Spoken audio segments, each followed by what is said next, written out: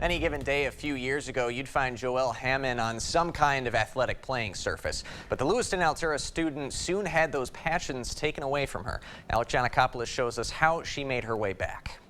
We go like this, and then...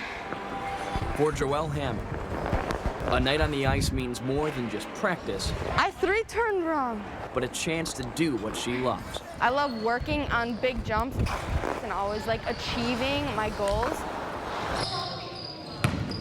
But skating isn't her only love, as Joelle has room in her heart for basketball, volleyball, track, and more. But despite all the love she has for sports, it was her heart that put her on the sidelines and off the ice. In 2017, I passed out in church. The doctor actually called my mom over the phone and told her I needed a heart transplant, so that was a little shocking. Joelle was diagnosed with a rare heart disease that put her life in danger. Your pumps and the chambers of your heart, all that muscle turns into fatty tissue, which makes your heart very, very, very hard to pump blood. And in a matter of days, she couldn't do what she loved. My doctors had told me no sports. You cannot participate in any sport. But just because she couldn't play didn't mean she was off the team.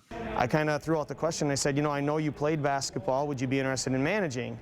Lewiston-Altura head coach Ethan Scheck knew she could still leave her mark on the program. He suggested being a manager, which I took up because that was just about the only other thing I could do. So Joelle watched from the sidelines, helping her team improve as a manager. I love watching them work hard in practice, and then, you know, during a game, seeing something that they've struggled with for so long and then finally being able to execute it. But after watching others work for their goals, she knew it was time to get back to hers. When I went down, I was a little nervous, but I was kind of excited because it had been 2 years of, you know, me being exhausted and not being able to do things I've, you know, been able to do.